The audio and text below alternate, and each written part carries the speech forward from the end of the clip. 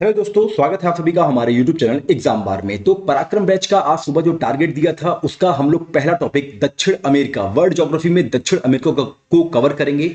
यहाँ पे कुछ बच्चे बोल रहे हैं कि टारगेट कैसे मिलेगा और हम उसको कैसे कवर करेंगे। देखिए, हम आपको सुबह मॉर्निंग में टारगेट बता देंगे, उसकी टाइमिंग 7 से 8 के बीच में रहेगी। आज थोड़ा सा देर हो गया क्योंकि कहीं व्यस्त था मैं।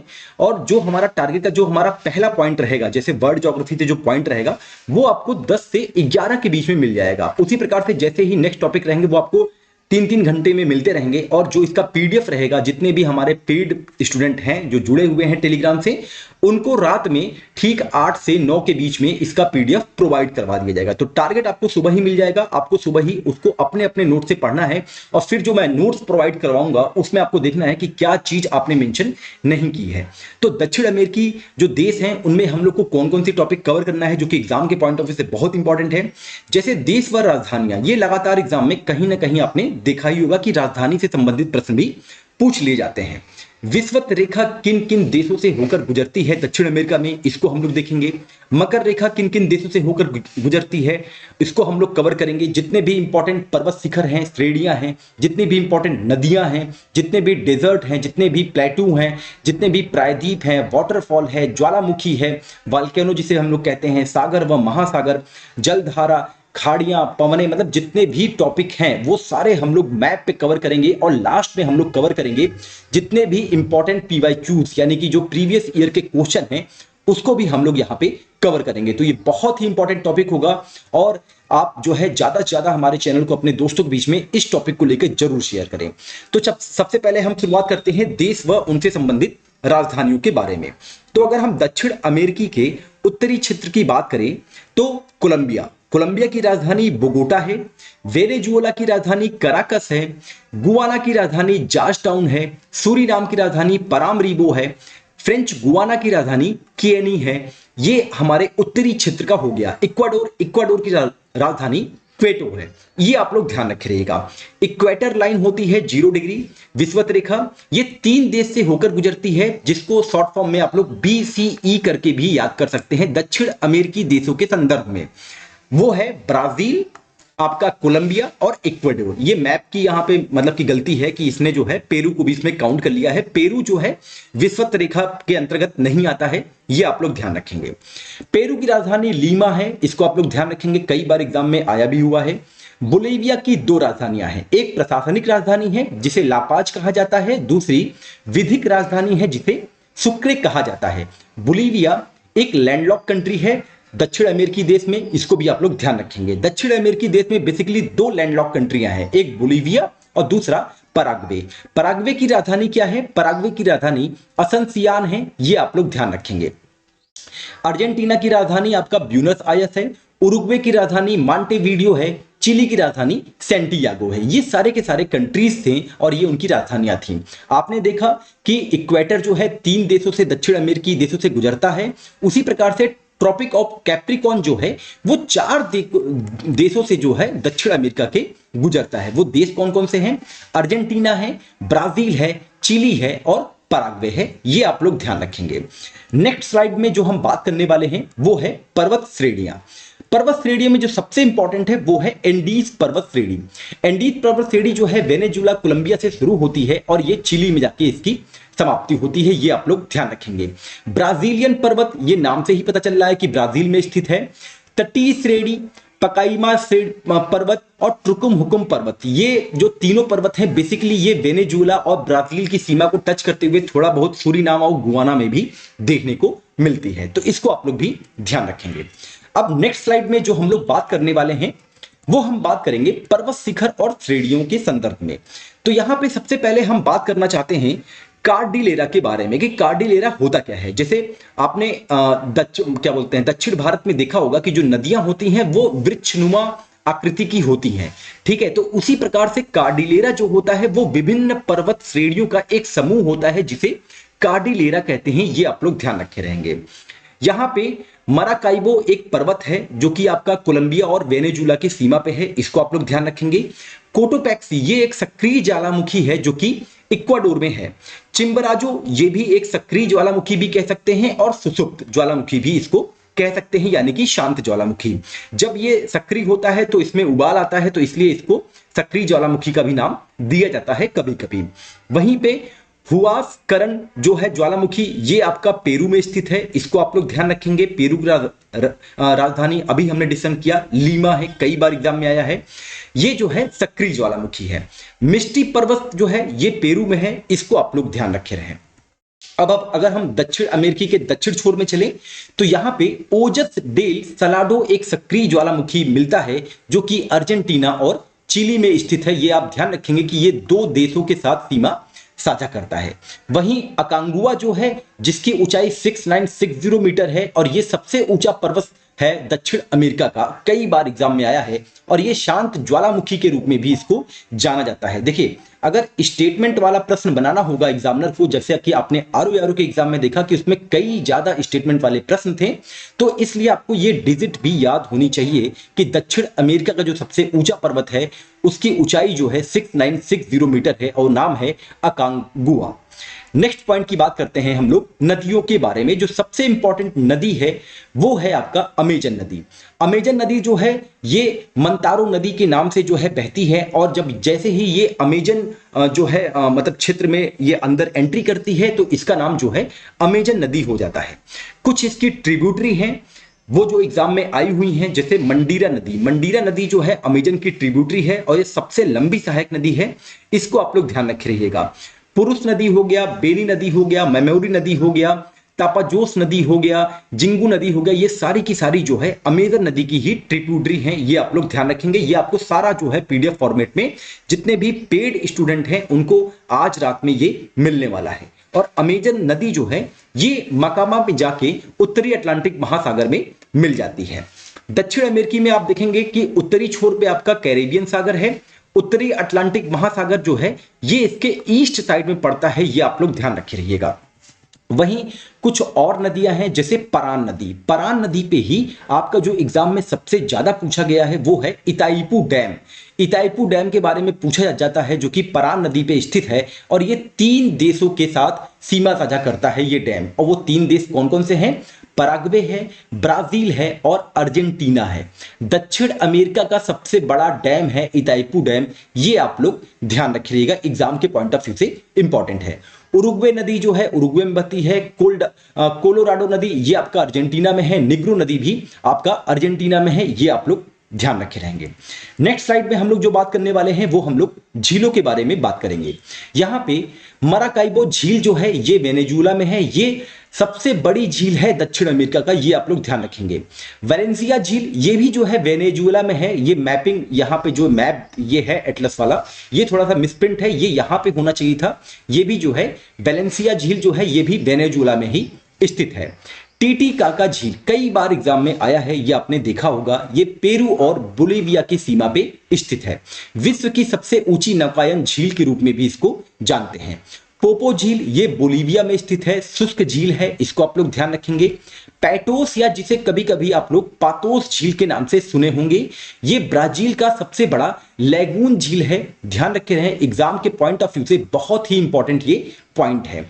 आयर्स झील जो है ये आपका चिली और अर्जेंटीना के बॉर्डर पे है। मार्चिक्विटा झील ये आपका जो है मीठे पानी की झील है, इसकी क्या बोलते हैं अर्जेंटीना की, ये आप लोग ध्यान रखेंगे, एग्जाम के पॉइंट ऑफ व्यू से इंपॉर्टेंट हो सकता है। तो ये जितने भी इंपॉर्टेंट झील थे जो कि एग्जाम में आए हुए भी हैं, इसके बारे में आप लोगों ने यहां पे देख लिया। अब हम जो नेक्स्ट स्लाइड में बात करने वाले हैं वो हम पठार, मरुस्थल और अंतरिक्ष के बारे में बात करेंगे। तो यहां पे सबसे पहले जो पठार आता है, प्लेटू है, वो बोलिविया का पठार है। ये बोलिविया और पेरू की सीमा में आता है, इसको आप लोग ध्यान रखेंगे। बोरबोरोमा का पठार जो है ये ब्राजील में आता है। मोंटेग्रासो पठार कई बार एग्जाम में आया है, ये ब्राजील में स्थित है, इसको आप लोग ध्यान रखे रहें। आटाकामा मरुस्थल ये चिली का मरुस्थल है, कई बार एग्जाम में आया है, इसको आप लोग ध्यान रखे रहें। और ये चिली के वेस्ट साइड में है, इसको भी आप लोग ध्यान रखे रहेंगे। एक्चुअली जो ये पूरा एरिया है ना, ये बहुत ड्राई एरिया है दक्षिण अमेरिका का, उसका भी एक रीजन है। क्यों? क्योंकि ये जो हम्बोल्ट धारा यहाँ जिसे आप पेरू की धारा कहते हैं, ये जो ठंडी जल धारा यहाँ पे बहती है उसके कारण होता है। क्यों? क्योंकि टेम्परेचर जो है ये आपका जब कम हो जाएगा, हम्बोल्ट जो ठंडी जल धारा है उसके कारण जब टेम्परेचर कम रहता है तो आपका इवेपोरेशन भी कम होगा, यानी कि वाष्पीकरण में आपके कमी आएगी। उसके साथ ही साथ क्या होगा कि ह्यूमिडिटी जो है, मॉइस्चर जो है उसमें भी कमी आती है। इसीलिए ये जो है मरुस्थल के रूप में ये एरिया मतलब कि शुष्क ड्राई के रूप में जाना जाता है दक्षिण अमेरिकी क्षेत्र में। इसको आप लोग ध्यान रखेंगे। पेंटागोनिया जो शीत मरुस्थल है ये आपका अर्जेंटीना में है, इसको आप लोग ध्यान रखे रहें, और ये ईस्ट साइड में पड़ता है। ये एग्जाम के पॉइंट ऑफ व्यू से इंपॉर्टेंट है। पेंटागोनिया का पठार जो है ये भी अर्जेंटीना में है, ये आप लोग ध्यान रखे रहें। नेक्स्ट स्लाइड में जो हम बात करेंगे वो हम वाटरफॉल, ज्वालामुखी और जलधारा के बारे में बात करना चाहेंगे। एंजिल जलप्रपात ये जो है वेनेजुएला में पड़ता है, कई बार एग्जाम में आया है और ये वर्ल्ड हेरिटेज साइट भी है, इसको आप लोग ध्यान रखिएगा।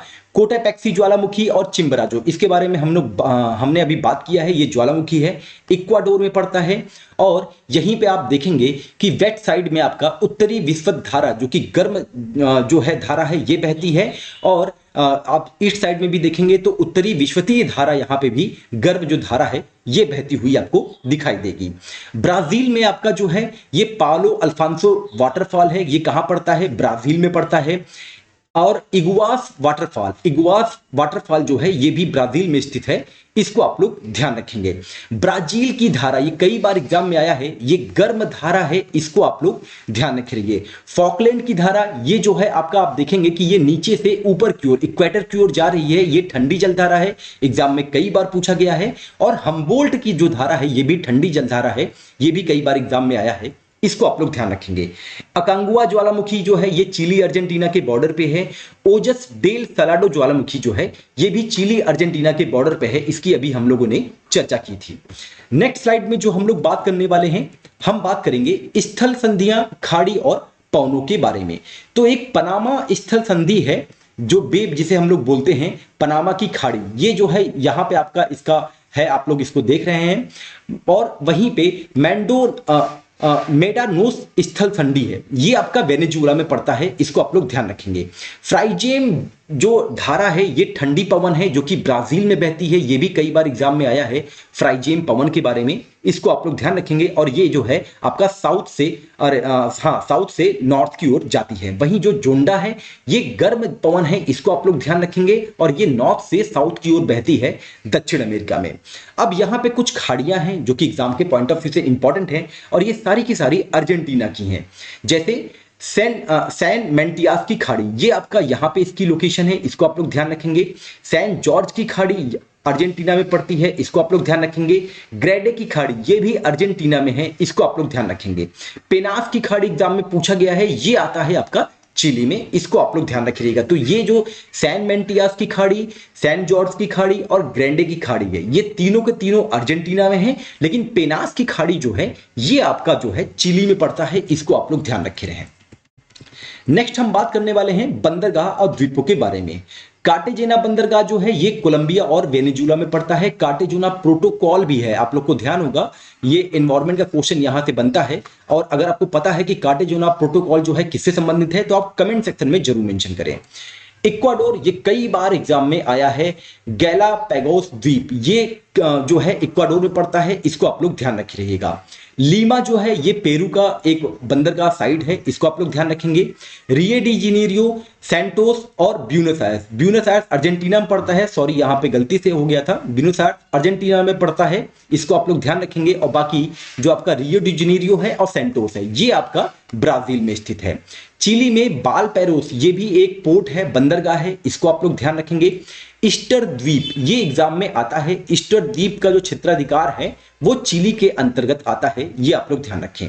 फॉकलैंड द्वीप कई बार एग्जाम में आया है कि ये किस देश के अंतर्गत आता है, तो ये यूके के अंतर्गत आता है, यूनाइटेड किंगडम के अंतर्गत आता है। नेक्स्ट हम बात करने वाले हैं वन एवं वनस्पतियों के बारे में। तो नॉर्थ साइड में जो आपका इक्वेटर से लेके कोलंबिया, वेनेजुएला, सूरीनाम, गुयाना, ये सारी जितनी कंट्रीज हैं वो जो है विषुवत रेखी वन वहां पे पाए जाते हैं। ब्राजील का भी कुछ एरिया आता है। उष्णकटिबंधीय पतझड़ वन जो है ये आपका ब्राजील और उरुग्वे में दिखाई देता है। वन विहीन क्षेत्र मैंने बताया ना कि ये सबसे ड्राई क्षेत्र है, जहां पे ये मरुस्थल वाला एरिया है, ये सबसे ड्राई क्षेत्र है, जिसका मैंने रीजन भी आप लोग को बताया था कि जो हम्बोल्ट की धारा है जो कि आपका साउथ से नॉर्थ की ओर इक्वेटर की ओर बहती है, उसके कारण जो है टेम्परेचर जो है वो बहुत कम हो जाता है। जैसे ही टेम्परेचर कम रहता है तो उसके कारण इवेपोरेशन वाष्पीकरण भी में कमी आती है, साथ ही साथ ह्यूमिडिटी और मॉइस्चर भी उसमें भी कमी आती है, जिसके कारण ये एक वन विहीन क्षेत्र और मरुस्थल के क्षेत्र का निर्माण करता है। इसको आप लोग ध्यान रखे रहेंगे। नेक्स्ट स्लाइड में जो हम बात करने वाले हैं वो घास के मैदान बात करने वाले हैं, और कई बार एग्जाम में ये आया हुआ है। लानोस घास का मैदान जो है ये वेनेजुएला में पड़ता है, इसको आप लोग ध्यान रखेंगे। उष्णकटिबंधीय घास का मैदान है ये। वहीं पे सेल्वास घास का मैदान है ब्राजील में, ब्राजील और ये आपका जो है थोड़ा बहुत जो है आपका बोलीविया की भी सीमा इसमें साझा करेगी। कटिंगा, कैंपोस घास का मैदान, सोराडोर मैदान, ये सारे के सारे जो है ब्राजील के अंतर्गत आते हैं, ये आप लोग ध्यान रखेंगे। ग्रीन चाको जो है ब्राजील, पराग्वे, बोलीविया और अर्जेंटीना, ये ग्रीन चाको जो घास का मैदान है ये इन 4 देशों में स्थित है, इसको आप लोग ध्यान रखेंगे। पंपास घास का मैदान कई बार एग्जाम में आया है, ये शीतोष्ण कटिबंधीय जो है घास का मैदान है, इसको आप लोग ध्यान रखेंगे। एक आपने जो है नाम सुना होगा अल्फा जो है ये एक घास का प्रकार है जो कि न्यूट्रिशियस वाला है, ये भी अर्जेंटीना में है, इसको भी आप लोग ध्यान रखे रहें। नेक्स्ट स्लाइड में जो हम बात करने वाले हैं वो कुछ जनजातियां हैं और औद्योगिक स्थल हैं, जैसे मोटर गाड़ी आदि से। बोरो जनजाति जो ट्राइब है ये ब्राजील में पाई जाती है, यहाँ पे आसपास पूरा जो एरिया है ब्राजील का। इनका जनजाति ये जो ट्राइब है ये पेरू और बोलीविया में पाई जाती है। ब्राजील में रियो डी जेनेरियो जो है मोटर गाड़ी और औद्योगिक स्थल है। जलपोत निर्माण का कार्य भी रियो डी जेनेरियो में किया जाता है, ये आप लोग ध्यान रखेंगे। अर्जेंटीना में ब्यूनस आयर्स है जहां पे जलपोत का निर्माण होता है और औद्योगिक स्थल हैं, ये एग्जाम में पूछे गए हैं, इसलिए यहां पे ये मेंशन किया गया है। इनका जनजातियां और बोरो जनजातियां, ये आप लोग एग्जाम के पॉइंट ऑफ व्यू से इसको आप लोग ध्यान रखेंगे कि बोरो जनजातियां ये ब्राजील से रिलेटेड हैं और इनका जनजातियां जो हैं ये पेरू और बोलीविया की जो है जनजातियां हैं। नेक्स्ट जो हम बात करने वाले हैं वो अब तक दक्षिण अमेरिका से जितने भी प्रीवियस ईयर के इंपॉर्टेंट क्वेश्चन बने हैं जो आ चुके हैं उसको हम लोग देखने वाले हैं। जैसे पूछा था एक बार कोलंबिया जो है किस किस महासागर के साथ सीमा साझा करता है, तो अटलांटिक महासागर है और प्रशांत महासागर है, इसको आप लोग ध्यान रखे रहिएगा। मराकाइबो पोर्ट है, ये झील भी है और पोर्ट भी है, ये कहां पे है? वेनेजुएला में है, ये कंट्री का नाम पूछा गया था और ये क्रूड ऑयल के लिए जाना जाता है, इसको आप लोग ध्यान रखेंगे। एक करंट अफेयर से आपको फैक्ट बता देता हूं, काउरो सैटेलाइट जो लॉन्च किया गया था ये फ्रेंच गुआना से लॉन्च किया गया था, इसको आप लोग ध्यान रखे रहिएगा। इक्वाडोर में गैलापागोस आइसलैंड है, ये जो है इक्वाडोर के अंतर्गत आता है। 0 डिग्री जो है ये एकदम उस पे है एकदम, इसको आप लोग ध्यान रखे रहेंगे। पेरू जो है ये फास्फेट और नाइट्रेट के लिए जाना जाता है, जिसकी राजधानी लीमा है। यहां पे जो है क्लाइमेट चेंज को लेकर एक मीटिंग भी ऑर्गेनाइज की गई थी 2014 में, ये एग्जाम में प्रश्न आया था। जो पेरू कंट्री है ये नजका प्लेट पे स्थित है, ये भी एग्जाम में पूछा गया है, इसको आप लोग ध्यान रखेंगे। मैंने बताया था 2 कंट्री हैं जो कि लैंडलॉक हैं, एक बोलीविया है, दूसरा पराग्वे है, इसको आप लोग ध्यान रखेंगे। लिथियम ट्रायंगल ये पूछा गया है। लिथियम ट्रायंगल जो है कौन कौन से देश इसमें शामिल हैं? 3 देश हैं, चिली है, अर्जेंटीना है और आपका पराग्वे है, इसको आप लोग ध्यान रखें। फेजेंडा कॉफी जो है ये जो है साओ पाउलो जो है फेजेंडा कॉफी के लिए जाना जाता है और साओ पाउलो जो है ये ब्राजील का पोर्ट नहीं है, इसको आप लोग ध्यान रखेंगे। स्टेटमेंट वाला प्रश्न आया था कि साओ पाउलो जो है ब्राजील का एक पोर्ट है जहां पे फेजेंडा कॉफी पाई जाती है। कोपा कबाका बीच ये कहां पे है? रियो डी जेनेरियो में है, ये एक पोर्ट भी है, इसको भी आप लोग ध्यान रखेंगे। सैंटोस ये एक कॉफी पोर्ट है, ये आप ध्यान रखेंगे। ब्यूनस आयर्स यहां पे नहीं है, ये अर्जेंटीना में है ब्यूनस आयर्स, ये एक पोर्ट भी है, इसको आप लोग ध्यान रखिएगा। अरिका जो है शुष्क स्थल है, कहाँ का? ड्राई क्षेत्र है, चिली का है, इसको आप लोग ध्यान रखेंगे। ईस्टर आइलैंड भी जो है ये चिली के क्षेत्राधिकार में आता है। यहीं पे चुकी का माटा ये कई बार एग्जाम में आया है, जो कि कॉपर के लिए जाना जाता है, इसको आप लोग ध्यान रखेंगे। दो कंट्री हैं इक्वाडोर और चिली, ये दो कंट्री हैं जो कि ब्राजील से सीमा साझा नहीं करती हैं। तो ये सारे के सारे प्रश्न थे जो कि लगातार एग्जाम में पूछे जाते हैं और जो आने की भी संभावना है इन सबका, ये आप लोग देख लीजिए। तो ये हमारा रहा पूरा का पूरा दक्षिण अमेरिका। इसका पीडीएफ आपको जितने भी हमारे पेड स्टूडेंट कल से जुड़े हुए हैं उनको इसका पीडीएफ रात में 8 बजे मिल जाएगा। अब हमारा जो अगला टॉपिक होगा वो पॉलिटी से होगा, या फिर हम मिसलेनियस में जो हमको नोबेल प्राइज करना है वो हम लोग आज यहाँ पे कवर कर लेंगे। और अगर ये आपको हमारा जो पराक्रम बैच है ये एग्जाम के पॉइंट ऑफ व्यू से इंपॉर्टेंट लग रहा है कि हाँ अगर हम इस बैच से जुड़ेंगे तो हमारा पीटी नहीं रुकेगा, ये आप इतना श्योर करिए कि हमने टाइम टेबल ऐसे सेट किया है कि 22 जून तक आपका सारा टॉपिक, जितने भी 200 प्लस टॉपिक हमने डिसाइड किए हैं जहां से मैक्सिमम क्वेश्चन आते हैं सारे सब्जेक्ट से, वो हमने एक ही चार्ट में चार्ट करके एक शेड्यूल बनाया है जिसको आपको व्हाट्सएप और टेलीग्राम और यूट्यूब पे वो आपको हम प्रोवाइड करवा देंगे। आप लोग उसको देखिए और 22 जून तक वो सारा का सारा हम लोग कवर कर लेंगे। उसके बाद हमारे पास इतना समय रहेगा कि हम उसको कई बार रिवीजन कर सकते हैं। और नोट्स आपको सारे सब्जेक्टों के नोट्स मैप के आधार पे, डायग्राम के आधार पे बहुत ही कम पेजेस में सिर्फ और सिर्फ 999 रुपए में मिल जाएंगे। इसके लिए आपको जो डिस्क्रिप्शन बॉक्स में नंबर दिया होगा उसमें आप जाके मैसेज करेंगे, वहां पे वो पेमेंट की आपको एक जो है मेथड बताएंगे, आप पेमेंट करेंगे, उसके बाद आपको टेलीग्राम ग्रुप में जोड़ लिया जाएगा जहां पे हमारे कुछ पर्सनल मतलब कि जो मैसेजेस हैं वो भी जाते हैं पेड स्टूडेंट के लिए, साथ ही कुछ एक्स्ट्रा पीडीएफ भी वहां पे प्रोवाइड किए जाएंगे। चलिए मिलते हैं अपने पराक्रम बैच के अगले टॉपिक के साथ, तब तक अपना ध्यान रखें। नमस्कार, जय हिंद, जय भारत।